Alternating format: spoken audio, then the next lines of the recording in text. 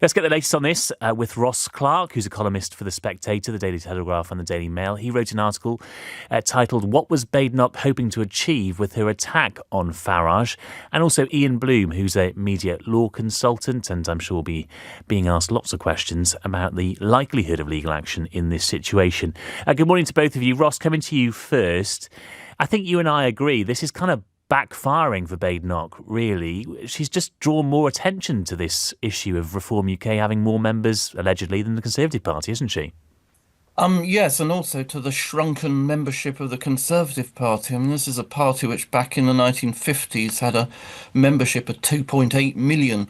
Even at the turn of the century, it was 300,000, now apparently down to 132,000.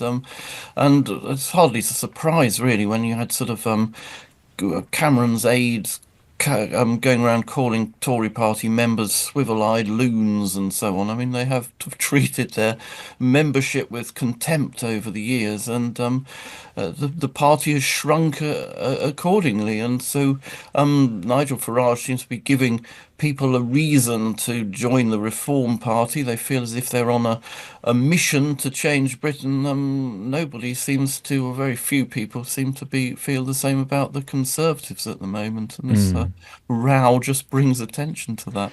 It seems to be part of a broader political strategy, or maybe a change in political strategy, because for a long time, Labour and the Conservatives tried to ignore Nigel Farage. I think that was certainly the vibe during the general election campaigns. I don't know whether you agree with me, but they seem to think the best thing was just not engage and therefore hopefully not draw too much attention to Nigel Farage. Whereas now Kemi Badenoch in this latest row really is tackling him head on. Maybe she's decided that it's not a sustainable position just to allow Nigel Farage to take the stage. She has to go up there and get into a boxing match with him. Yes, I wouldn't suggest that this was the best issue on which to start, though, because clearly Reform are piling on members, and I think if you're going to attack Nigel Farage, I mean, start with the contradictions of his own policy. I mean, like many smaller parties, Reform UK don't really have or yet have a sort of coherent bunch of policies. On the one hand, they sort of seem to be preaching free trade. On the other hand, they want to nationalise what remains of the steel industry. Well, those are sort of positions.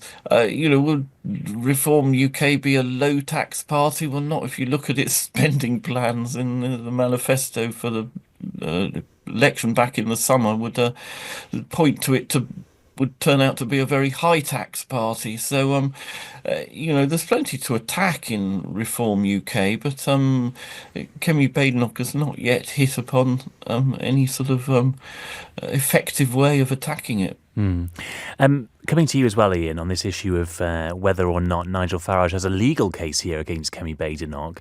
I suppose this all boils down to exactly what was said on Twitter, this spat that went back and forth via several tweets on Boxing Day. Do you think there is potentially a case here for what? Liable? Is that what might be considered here? Well, good morning, Paul. If there's a serious angle to all this, and I think as we're in the panto season, it's a little bit of, oh no, it's not, oh yes, it is going on here. But if there's a serious angle, and to be honest, I really don't think there is, I think it's an end-of-year manufactured publicity stunt for both parties, actually.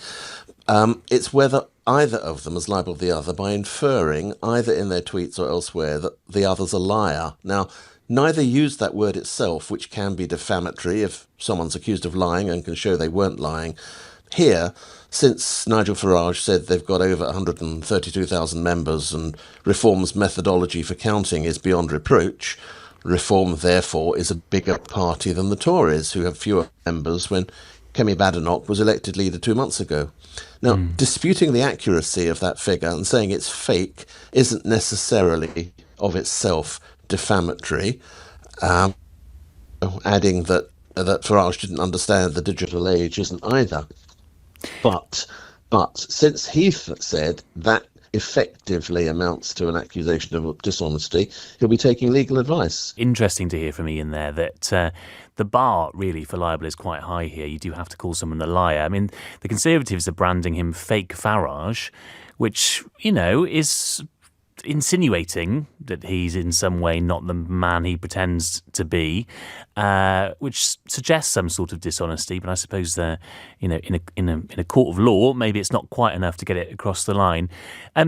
Ross, do you think part of the problem that Kemi Badenoch has got here is that she's left this vacuum by not announcing policies? I mean, she's absolutely determined, isn't she, to hold off announcing any policies until she says she's got her head around everything, and that she doesn't want to rush into it. But if she's not putting forward ideas for the country, if she's not giving us things to talk about in the media, then naturally Nigel Farage is going to fill that vacuum with whatever he wants to talk about.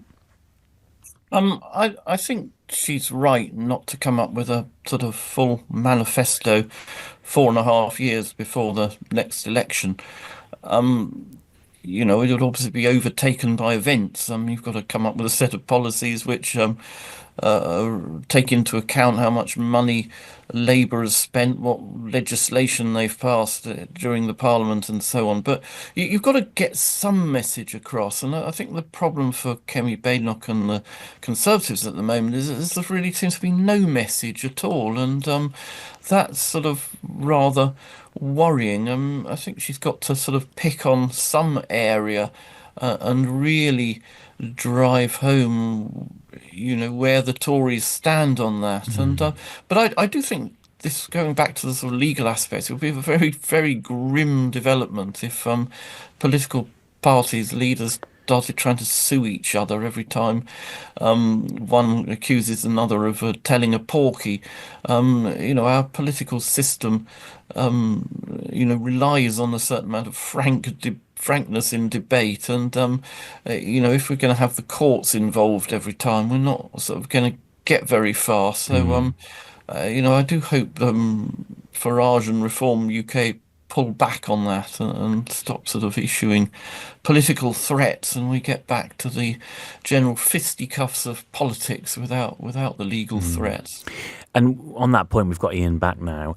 Is the bar higher when it comes to political debate, Ian, in terms of liable? I'm just wondering whether a judge would take into account the fact that this is the rough and tumble of politics. It's not, two regular citizens attacking one another's reputations. This is what happens in politics. Is there sort of a different categorisation of political debate? Does it fall under slightly a different legal, within different legal brackets at all? Well, libel is libel is libel. So there's no different yardstick in terms of whether you are a politician slagging off another politician or whether you are not.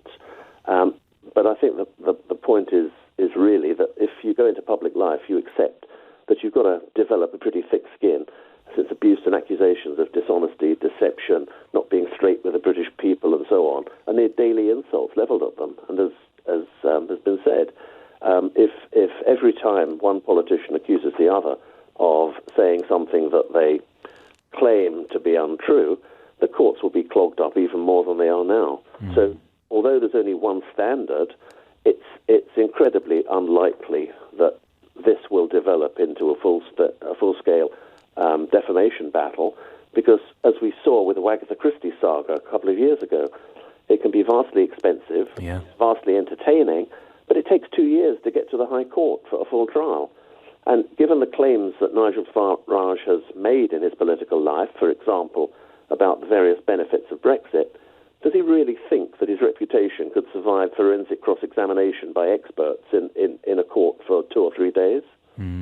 And especially over something that may seem fairly trivial to people, whether or not the ticker on the Reform UK website is an accurate representation of their membership numbers or not. Ian, thank you very much. Glad we managed to get you back there. That was Ian Bloom, media law consultant, and thanks also to Ross Clark, columnist for The Spectator, for his thoughts on the political strategy behind all of this. What do you think?